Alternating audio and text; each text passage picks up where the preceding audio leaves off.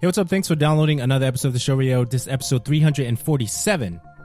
I'm your host, Andrew, and this is your source for tech, gaming, and entertainment news. Head over to theshowradio.info. Once again, that's theshowradio.info. And check out our past shows. While you're there, subscribe and tell a friend about the show. The show is on Apple Podcast, Google Play, Stitcher, TuneIn, all the places you can find podcasts. You can definitely check us out there. This particular episode is going to be focusing on the Messengers documentary that I recently checked out. The premiere happened in New York on Friday, and I had a great time watching that. What you're about to hear is the Q&A that happened right after, and the panelists include Chris Krimitsos, Niel Guilarte, and Danny Peña from Game Attack Radio, and it was moderated by Katie Krimitsos. It was definitely interesting information, great Q&A. I really enjoyed being there, and definitely honored to be invited to that particular screening. So definitely check that out and enjoy. All right, you guys. Hello, my name is Katie Krimitsos. I am the founder of Biz Women Rock podcast. And in addition to that, just to put all of the things together, I'm also the wife of the creator, Mr. Chris Krimitsos. And tonight I have the pleasure of running the questions and answers period. So I would love the team to come on up here. Chris Krimitsos, Niel Guilarte. Come on up, y'all. So you guys, this is the time to ask any questions that you might have about the team's experience, or any questions that you have about podcasting as a whole, anything that came up for you. Any particular questions coming up? You guys have your mics? Yes. Hang on here. You're beautiful, by the way. So what's up, y'all? Thank you. I condition it. So what's up, y'all? I'm Hip Hop Gamer over at Hot 97. That's my brother right there. I love him. This is crazy right here. How everybody doing? So I have a question and a statement. The statement I want to say is, you guys created the Bible for podcasting. Facts. This is the Bible for podcasting. Yo, and I learned so much, and Danny was telling me I should try it too, and he just gave me a whole bunch of ideas. But the thing I want to say is, in the process of doing all of this, all the locations that you guys did, what I saw subliminally is how you guys broke barriers of race and all the ignorance that we see today in life. And there was a lady, she said that, like, her stereotypes and things that she used to look at, she don't even look at it no more. Simply because of podcasting and connecting with people. And look at all of us here. So my question for you is, how has this movie made y'all better individuals? Starting off strong. Yeah, I'll tell you one moment that touched us. Lee Silverstein, his son is in the house with his fiancée. Where are you? Stand up. Let's see where Lee's family is here. Let's get around the block. He just got engaged, by the way. So I want you to hear this, because you hear this about your dad. So Lee married Linda about a few years ago, right? So they're newlyweds, and Neil and I were just asking him things, and we're talking about, how much he loves his wife. And it turns out that every day Lee leaves a Post-it note for his wife, telling her that he loves her every day. Wow. Every day. And one day he left it somewhere where she didn't know to look, and she was distraught. Aww. And, we're talking, it was an interview, but I looked at Neil and I said, I'm a terrible husband. Like, I don't, it just makes you think about when you have a human being that's of that quality, it has to rub off on you, because you realize, like, the things that we fight about or the things that we get upset about don't mean anything, when here he is, stage 4, thriving, working out, inspiring other people, and at the same time every day leaving a love note for his wife. So that's one moment that struck me between the eyes. I'll let you, if you want, Christy, or whatever moment you did. Actually, I have one I've never really shared, because your question was so great. You made me think of a moment that didn't make the movie but made me better. So people, when we went to Guatemala, we were actually there for a missionary trip, and we were interviewing people, and it got to the point that the cameraman and I got tired of shooting, because we were watching them serve these people and build stoves in their little tin houses. So we went in and we started helping them instead of working. And to show the power of film and how they see you as an outlet, one lady, as I went to interview her, a very old lady, cooks over an open fire that will probably kill her from all that soot.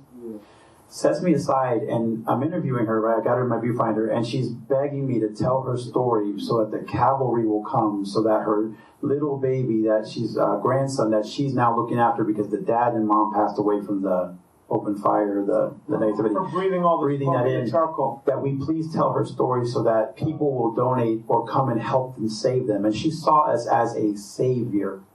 And I started crying. I could barely interview her, right? And when you ask how it made me better is when I came home, I just stopped complaining about all the stuff I don't want. Like running water was impossible to find.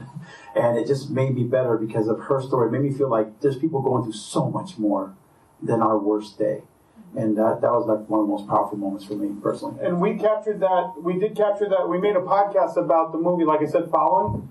You have to listen to that episode because it was an unexpected payoff of the power of what happened, and it's very emotional. And you were born in Venezuela, so there's the Spanish language and the connection that you have with the people. It was very powerful. Well, for me, I got a little emotional back there because I have my family here. And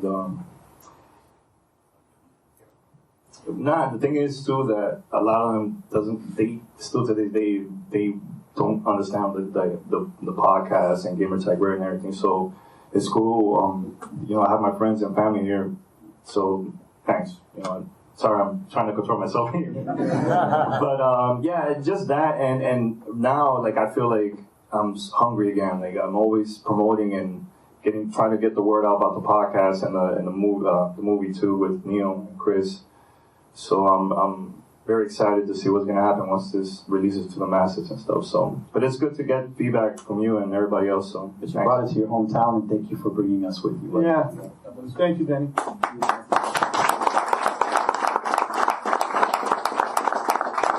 That was an awesome film, definitely awesome film. I feel like I'm just starting out. This is a podcasting question. I just added a co-host 6.5 years into podcasting. I struggle with having a team, creating a team. And Danny mentioned to me a long time ago is try to find somebody that you can relate to and you feel that you can trust to get on board with you because you can't keep doing the podcast by yourself. So around episode 340, I added a co-host. So now I'm learning all over again, doing the double enders and all those different things. My question is, what can I do to fast track building the camaraderie with her? Because she lives in Hawaii, and I've known her for a while, so I'm trying to figure out how to get that balance. For those who don't know, my co-hosts, I met them through online, Xbox Live. We play all the time and everything, and we never met. And then eventually, years later, we got together. We became really good friends. And because of that, now we make the podcast even better. I know what they're going to say. I know when they're going to stop. I know when someone's going to cough and I have to edit that part out. Little things like that. And like Glenn said in the movie, he said that go on vacation with your co-host to see whether it's going to work out. I'm always out with my crew. And I'm always having a blast, So if I'm having fun, they're having fun, we're good. So I think that's going to make the podcast even better, I don't know if there's a way to fast track a relationship. I think it's just focus on that relationship more. Text more, call more, talk when you're not doing the show, find out what their belief system is. You really can't fast track, like Chris and I, just really briefly, is we've built our relationship. I tell you, we can make another movie right now with our eyes closed together, like the trust, but that didn't happen fast. That happened when I was in Guatemala and couldn't call him for help. That happened when he came through when I didn't think he could. That happened when I delivered for him when he didn't think I would. So that took 10 months for us to sit here like co-hosts. So just invest in that person. And I think fast tracking isn't as important as delivering down the road. Yeah, communication is the key. Just a side note, when Glenn the Geek does his show, his podcast is live. So it's like live radio through the internet. There's about 30,000 people listen daily on the horse radio. Horse radio. No, but what's Horses in the Morning? Thank you, Alan. Horses in the Morning. He has like 13 shows, by the way. But Horses in the Morning. How many? 14. 14 now. I don't know. It changes everything. But Horses in the Morning is his Monday through Friday daily show. So just an interesting fun fact while we were filming, he talks to his co-host who's in Arizona via Facebook Messenger. So they're talking via Facebook Messenger while they're talking. So they're also having side conversations to cue them up, like, okay, this guest is a snoozer, let's cut him off, or whatever it is. I don't know what they're saying, but you get what I'm saying. They're producing their show just like a radio show. I mean, we were very impressed with the production value. He takes it very seriously. So, don't think that some of these people just showed up and all of a sudden it all happened. They put a lot of hard work into it, and they take their show very seriously. So we were very impressed with that. But you also have to have chemistry. I mean, Danny's two other hosts, they have a unique chemistry. You kind of saw Paris ripping into Danny. Always. But that's part of their chemistry.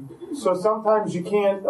Chemistry is something that just you have to have as well, just like in a relationship. So you also have to sometimes figure out, is there chemistry here, or is there not? Without that contrast, what does the listener get? So that's just something to ask yourself. Got a question back here. You guys have a question? Just raise your hands. Jessica has one up here, just in case you can't see her. She was in the movie, by the way. Oh, by the way, he came all the way from Baltimore. Oh, Thank you. So this is, I guess it's a question and a statement. The first time we met was in 2008 in Seattle at PAX.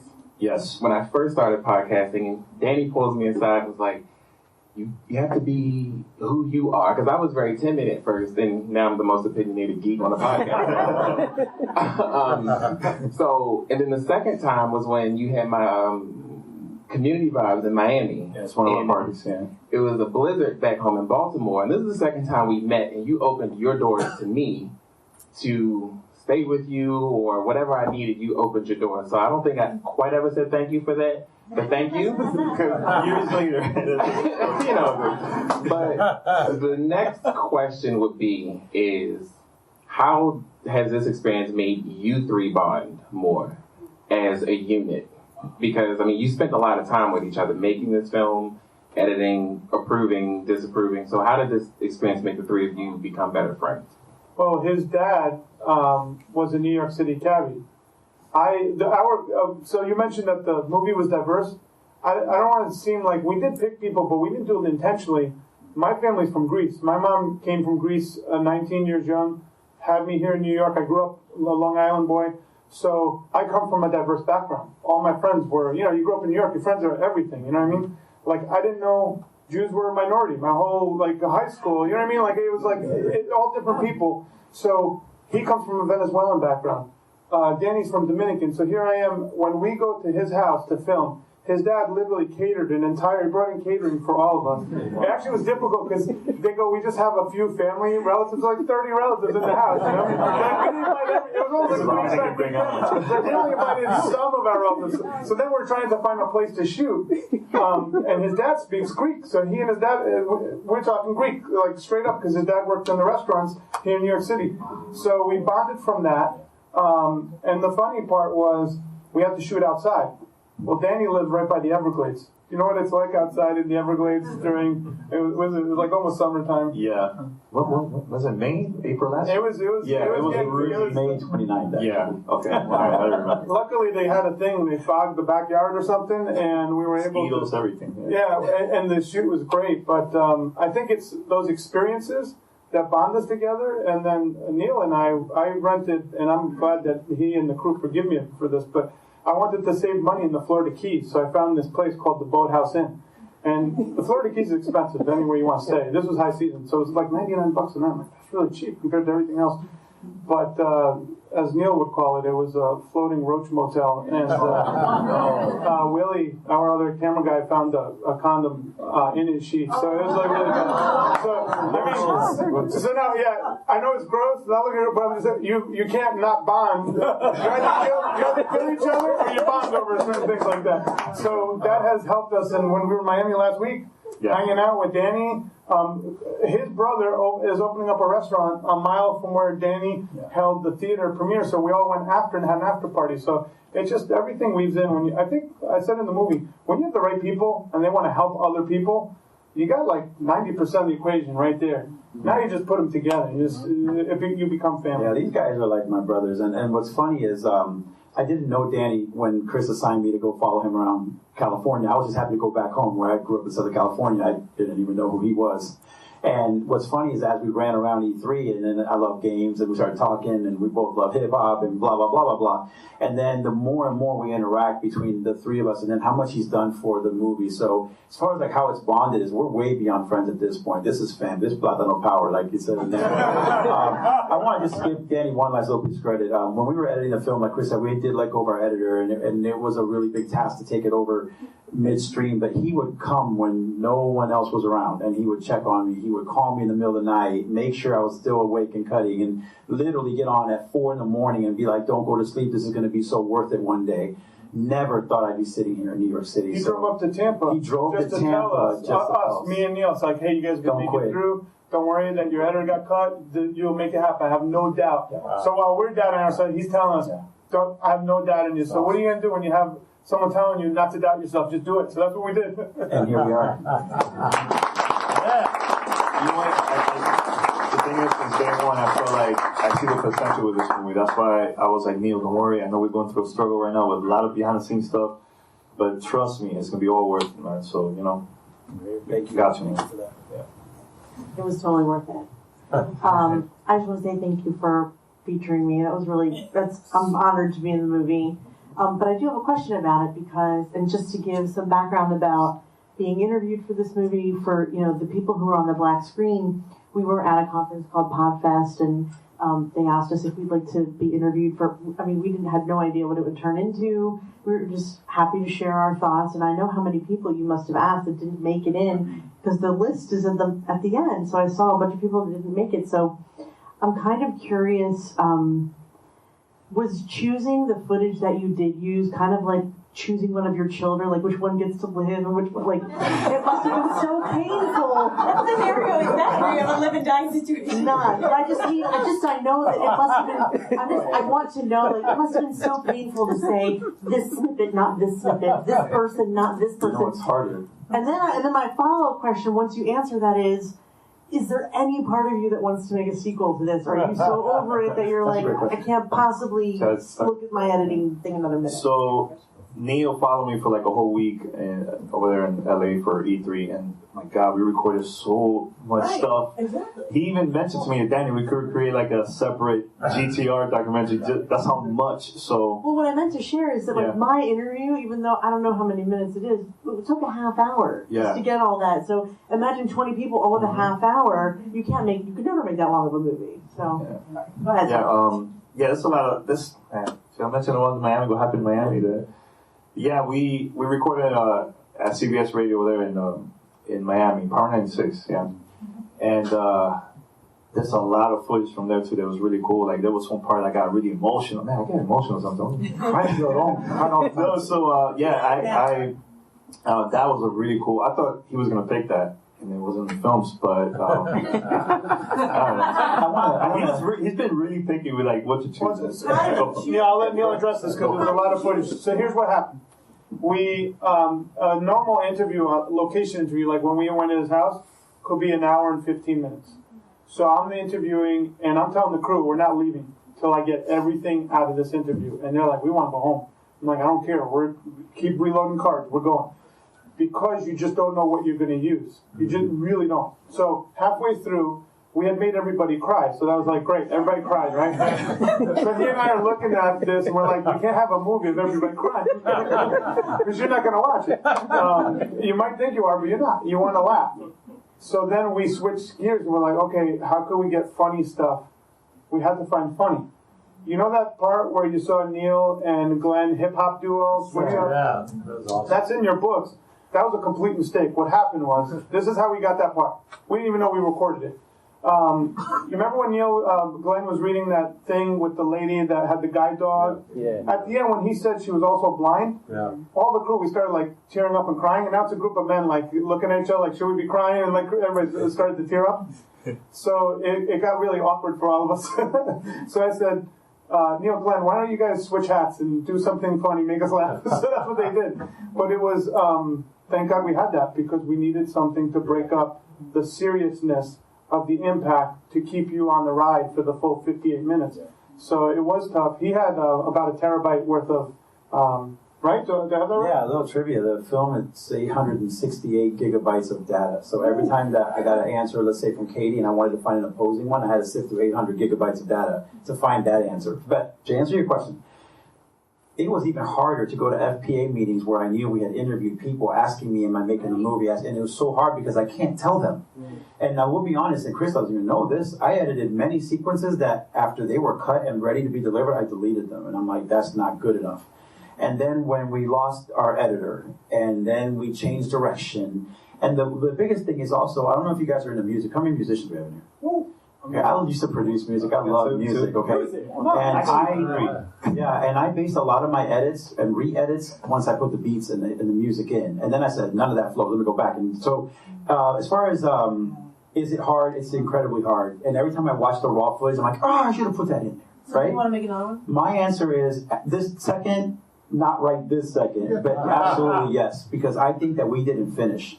I think we actually cracked a monster egg. And I think if we did a woman in podcasting, if we did a content creator, YouTuber, whatever it is, we're more than ready to continue this ride because I think we're specialists in it now. And I think people trusted Chris and the relationships he built for over so many years to let us into their homes with a bunch of cameras and stuff. But the last little cool trivia is Danny, and I'll let it go with this. Danny would check on me, and I would keep telling him I don't know what's going to go on, and he was so excited to see his part. He literally came to the hotel the day of Podfest, saw his part, and guess what happened at Podfest? We didn't even play it. We faded out because my father-in-law passed away, so we just cut it, right? So he didn't see it until the original premiere. So it just goes to show how much it changed in there. So I absolutely want to make another one. I think it's just a little bit of time. Just to film the storyline so people understand what you're saying.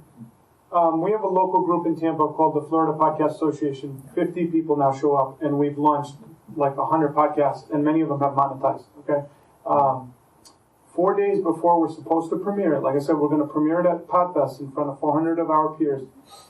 Is it 4 days or 3 days? It was 3 days. His father-in-law had a massive heart attack. Him and his wife then had to go to the hospital and make the most, just a very hard decision, which was your wife was given power of attorney, right? Yeah, and she didn't know it. But she didn't know that, so she had to make the decision to pull the plug or not. So he passed away 3 days before we're ready to premiere the movie. So now he's making funeral plans. Our other director photographer, Willie, steps in and starts editing. Then Niel was editing the day of at the hotel. We were supposed to show the movie at 7. I had to announce, guys, it's going to be a first look, a screening. And I had to explain to them, do you know what the difference between a screening and a premiere is? So just so everybody's ready. And then they bring the movie to us at like 6:30, and we have to like ingest it in the theater before we go live at 7. We have 300-400 people outside the doors. I mean, it was like a pressure cooker. But he delivered. I mean, he made it happen. Wow. Any other questions? Yeah. A couple more. The other question is, do you want a sequel? We'll just see what happens. You guys did an amazing job. I mean, it is, please, a round of applause. The film is absolutely not easy. My question is to Niel, the director. You mentioned this was your first film, right? First full-length film, right? As a screenwriter myself, but also has like a 9-to-5 job, it's very difficult to kind of find time and find that inspiration to take that first step into creating film or music or whatever you're creating. My question is, what was the inspiration that gave you the courage to take that first step into filmmaking? Wow. Ooh, that's it. I was going to say, what gave me the courage to do this one, I'm like, Kim. First step to go into filmmaking, probably taking it back.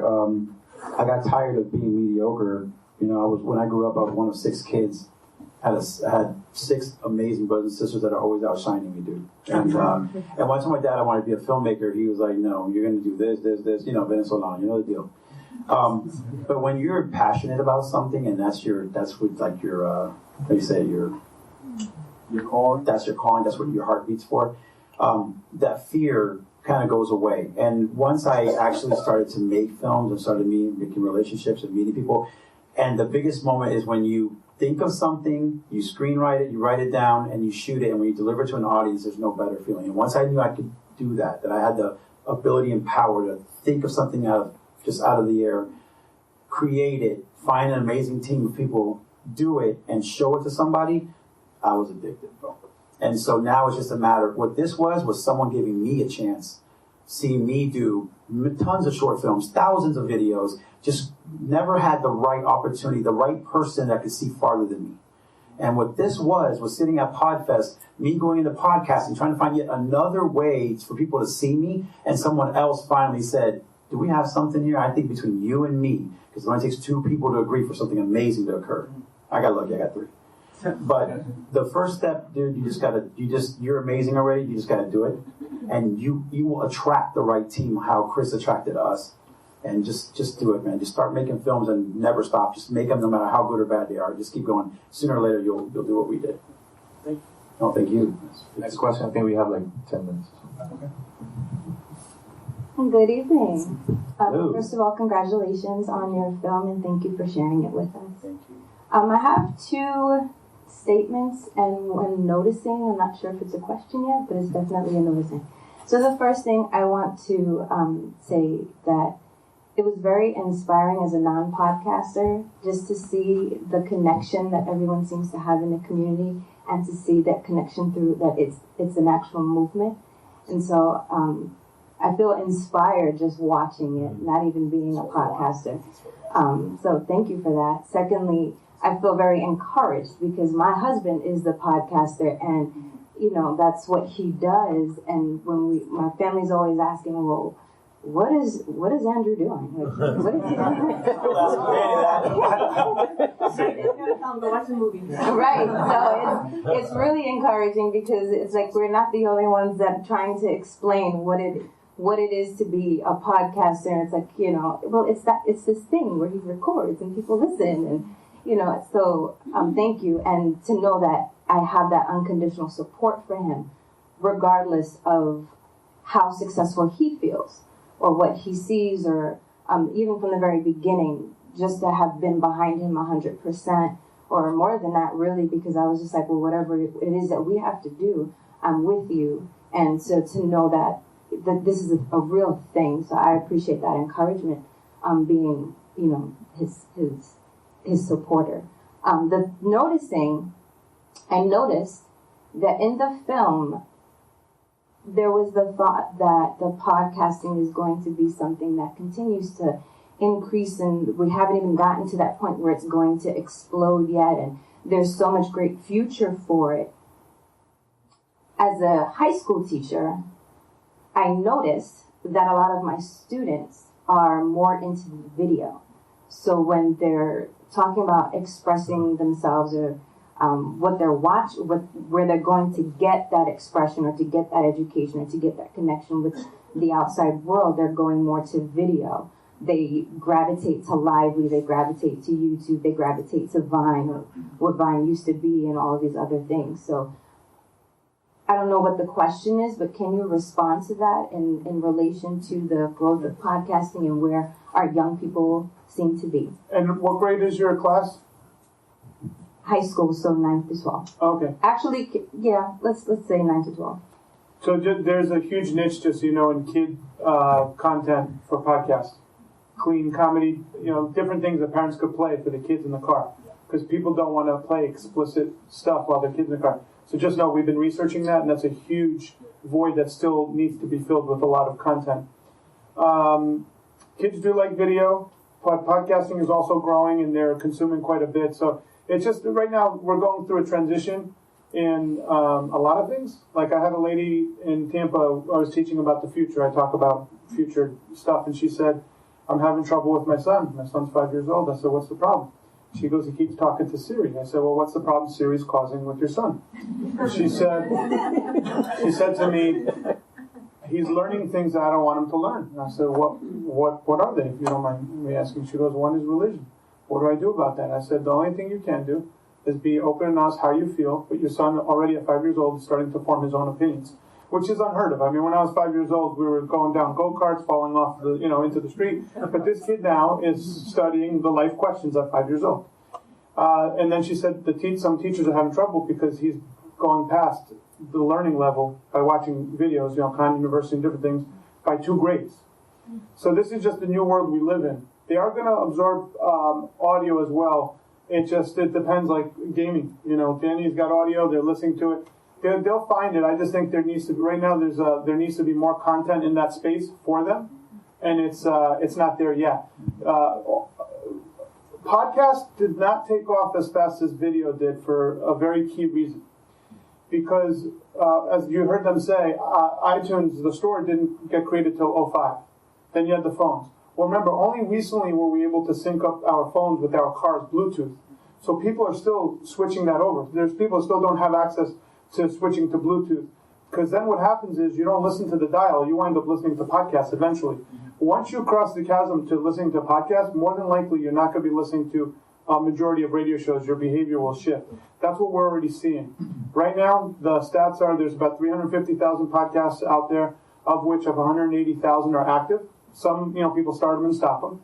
The prediction is over the next 3 years, over 1 million podcasters will be coming online. And the reason is all these niches that you heard them talking about in the movie, there's no one talking about them. Like my wife and I have 2 parrots. We love our little birds. There's no one talking about parrots. It might sound like a very simple idea, but you're talking about 100,000 people probably waiting for someone to talk about a sun conure, an African gray. You know what I'm saying? So like if that niche isn't even filled, imagine all the other niches. That's a big category. That's not like a small niche. So it's just content. And you could be one of those people that delivers content for that niche. They need it desperately. I just want to briefly just say thank you, because podcasting is a marathon, and him not having that support, he will pod fade and he will be gone. So thank you for supporting him. That's why he'll make it. Yeah. Okay, we have time for one last question. Got one back here. Guys, thank you. You guys know this, but just to share with everyone else for just a minute. 2 years ago, I met both of you.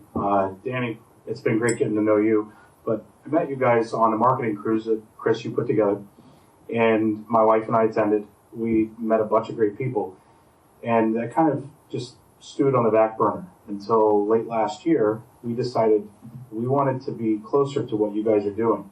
So we uprooted our family from Pittsburgh, moved down to Tampa in January, just to be part of the community that you guys are building.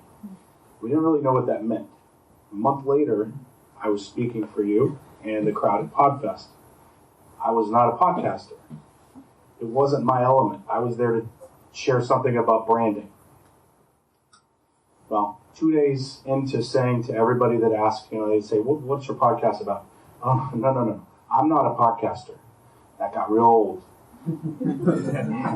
And you guys watching this, you may have felt the same way when you hear about the kinds of things that people are not just podcasting about, but very successfully sharing their message about. Every time that I've been at a screening for this movie so far, someone in the audience has the same revelation that I did. Wait a minute, if these guys can share their message, maybe I should be doing that. So the next day, I broke the news to my wife that I had this new ambition. I'm launching a new podcast. So that's the effect that this has had on our lives. My question is, do you have any idea how many other people have started podcasts in the last couple months since the launch of the film? My cousin, she never podcasts ever. And just recently, she just started recording because of the movie. She got to see the screening in Orlando, and I believe also Tampa, and also Miami. She saw it already 3 times. She said, every time I see the movie, it pumps me up to create my own podcast, so that's cool.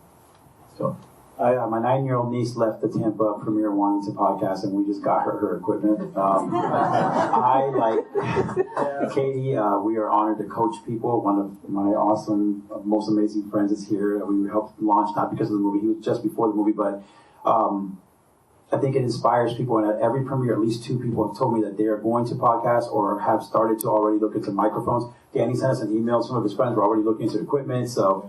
This is really, we made this for people to find their voice. That's it. Whether it's a YouTube channel, whether it's podcasting, just become a content creator and get what's in your little head. Your high school teaching mind has something that another high school teacher wants to hear. And that's all it is. the reason why, so Podfest is a very special conference, so we don't follow the same rules other conferences follow. One is we might have keynotes that are 15 minutes, they might be a half hour. We'll do an interview keynote where we interview someone. The next keynote is a storytelling because we use all the stuff that you use in podcasting for this thing. The attendees are our speakers. So we actually find talent within the podcast community. So we don't really recruit to bring in outside speakers. So that community kind of fueled this movie. I believe, because, this is what I was thinking when I was like, I think we could create this. When you tell someone about a podcast, they'll tell you, I don't get it. Do you know why that is? Because they have to hear it. But most of us learn visually. Visuals are very important. Early on in business, I remember I had a membership group and I was trying to sell this individual to join, and they kept telling me, I don't see the value. And I got really upset. And then I was talking to my coworker, I said, this is like the third person in the week telling me they don't see the value. And the coworker said, have you ever thought of putting logos for each event that you do? Because maybe it's the visuals. True story. I created visuals. The next week I went out, everybody joined. So I realized they literally, it wasn't like they didn't see, metaphorically, they literally didn't see the value. So with podcasts now, and you mentioned this, when you have a family or friend that says, what is this podcasting thing about? Instead of you telling them, listen to this podcast, you say, go watch this movie. There's these guys that captured it, and visually, they could now understand what it is. So we believe that this is the missing link that will help us get to maximum mass, to help a lot of people out there that already have communities. They just don't know that they could use podcasting as a medium to carry out their voice. And podcasting is a lot easier to produce than like a YouTube channel. And the reason is, if anyone's tried to do video, when you see these kids that have like PewDiePie or whoever these characters are, you think it's easy, but they're like artists at the highest level, and they're doing hundreds of edits. Whereas audio, Matt Pasty's outside. There's people, and even Niel does this for a living. He has a company that edits podcasts. So if you need help, talk to Niel. For a very small amount of money, you could get help to get your podcast edited and up to iTunes. Whereas video, I don't know, man. Video, it took us a year to create what you just saw. And we're exhausted. And now we're going to spend a year. Think about this. Now we're going to spend a year promoting. We're up here. We just left our home in Tampa. And she wants a sequel. Yeah, I know you heard it. So tomorrow, Neil, what do you think about that? Yeah, well, we already have, I don't want to, but we have things already. I'm already working with some YouTubers. We have some cool stuff in the works, but I don't want to tire out Neil, so I don't want to say anything. But we'll be doing that at the end of the year. I'm in, man. But the way you could help us, and this is very simple, the reason why we made these commemorative books and we want to give to you more than just watching the movie is we need to get the word out.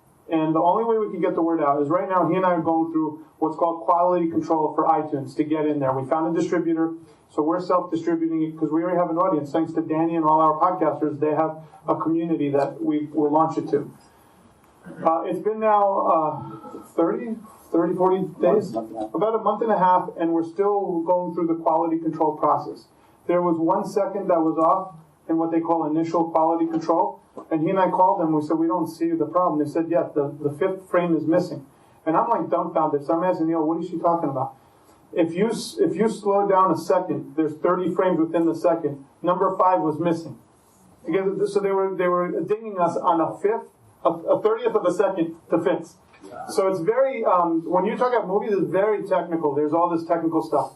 So we have to fix 3-4 edits right now that they asked us to fix. We'll do that on Monday. And then eventually we'll get into the iTunes store sometime in June. We'll have it available for you to pre-order it. What we want to do is create the price as simple as we can. We're probably going to put it at like $5.99. You could buy it, right? And then we'll launch it sometime in August. The price will go up to $9.99, right?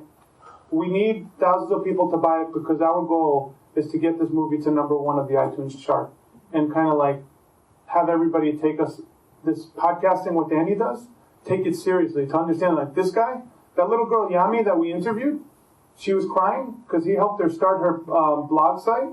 After we were done, I was like, well, how many people go to your Twinfinite? At the time, she goes 6 million. I go, 6 million, how often? She goes, a month, every month.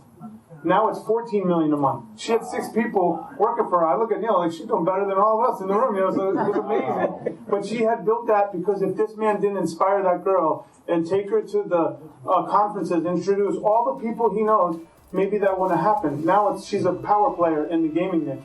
So we want to make sure like this movie gets seen by the Yamis of the world so that they could have that voice and they could build something powerful. But we can't do that if you don't help us by purchasing that pre-order. And if you have relatives or family say, hey, I want you to pre-order this, it's going to launch sometime in August, and it'll help these guys get seen by the world.